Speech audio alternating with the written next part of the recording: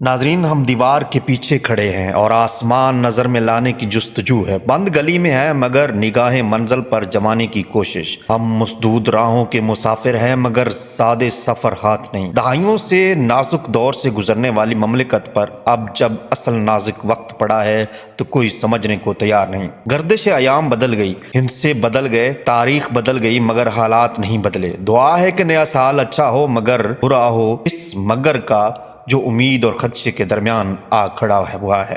وطن عزیز اگر مگر میں گر چکا ہے، سوالات خدشات کا روپ دھارے سامنے آ کھڑے ہیں۔ اس برس معیشت کا کیا حال ہوگا؟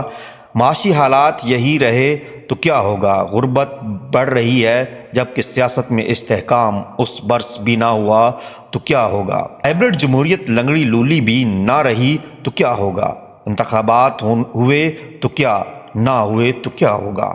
عمران خان اندر رہے تو کیا، باہر آئے تو کیا ہوگا؟ نواز شریف باہر نکلے تو کیا، خود ساختہ جیل میں رہے تو کیا ہوگا؟ حکومت بن گئی تو کیا ہوگا، نہ چلی تو کیا ہوگا؟ مخلوط حکومت بنی تو کتنا چل پائے گی اور سیاسی استحکام نہ ملا تو کیا ہوگا؟ قومی رہنما اس معاملے پر خاموش ہیں اور دیکھا جائے تو یک طرفہ سیاسی ماحول شبہات بڑھا رہا ہے۔ نواز شریف کی خاموشی سمجھ سے بالا تر ہے۔ خدشات میں الجھے یہ سوالات عام ذہنوں میں ہیں یا نہیں، مگر فیصلہ سازوں کے ذہنوں میں ضرور گونج رہے ہیں۔ اب انہیں کون بتائے کہ اختیار اور اقتدار کی غلام گردشوں میں پلنے والے سنگین خطرات کو جس مخصوص اینک سے دیکھنے کی کوشش کر رہے ہیں اس کا نمبر بدل چکا ہے۔ ریاست کو اس بند گلی میں دھکیلنے کے لیے قصور کس کا ہے؟ اس کا جواب پاکستان کے ہر شہری کے پاس ہے، مگر کسی کو معلوم نہیں تو صرف ارباب اختیار کو، جو آج بھی چنیدہ انصاف پر یقین رکھتے ہیں۔ ایسا کیسے ہو سکتا ہے کہ ہائبرڈ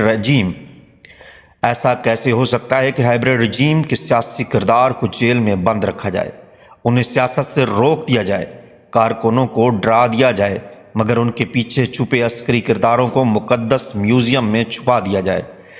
آدھا سچ اور آدھا انصاف مملکت کی جڑوں کو کھوکھلا کر چکا ہے۔ اب تو صرف شکستہ ڈھانچہ ہے جو ہلکے سے اشارے کا منتظر ہے۔ کیا یہ محض اتفاق ہے کہ ایک بار پھر 71 کی طرح معاشرے میں تقسیم کی خلیج وسیع ہو چکی ہے؟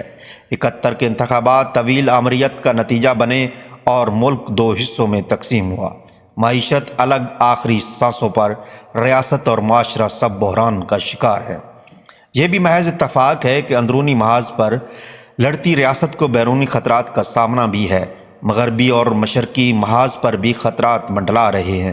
پڑوسی انڈیا انتخابات کی جانب بڑھ رہا ہے اور وہاں سے حافظ سعید کی حوالگی کے مطالبے کی ٹائمنگ اپنی جگہ اہم ہے۔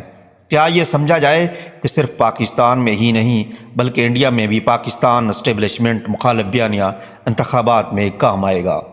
عام انتخابات کے پہلے یعنی کاغذات نامزدگی کے مرحلے کو یقینی طور پر مس ہینڈل کیا گیا اور طاقتوروں کے ساتھ ساتھ تھیٹر لگانے کو تیار کی بورڈ جنگجوؤں نے کامیابی سے عام انتخابات کو متنازع بنانے میں بہرحال اپنا کردار ادا کیا ہے۔ شاہ محمود قریشی کی ویڈیو گرفتاری کے بعد سمجھنے والوں کے لیے کافی ہونا چاہیے کہ انتخابات کیمروں کی نگرانی میں ہوں گے۔ ایسے میں مقتدرہ بے بس اور اختیار سوشل میڈیا کا ہی ہوگا۔ بہرحال شاہ محمود قریشی کی گرفتاری قابل مذمت ہے۔ اب بھی وقت ہے کہ ماضی کی غلطیوں کو دہرایا نہ جائے۔ سردار اختر مینگل جیسے رہنماؤں کو بلوچستان کی سیاست سے آؤٹ کرنے کا ارادہ ظاہر کر رہا ہے کہ انتخابات کا منصوبہ کیا ہے۔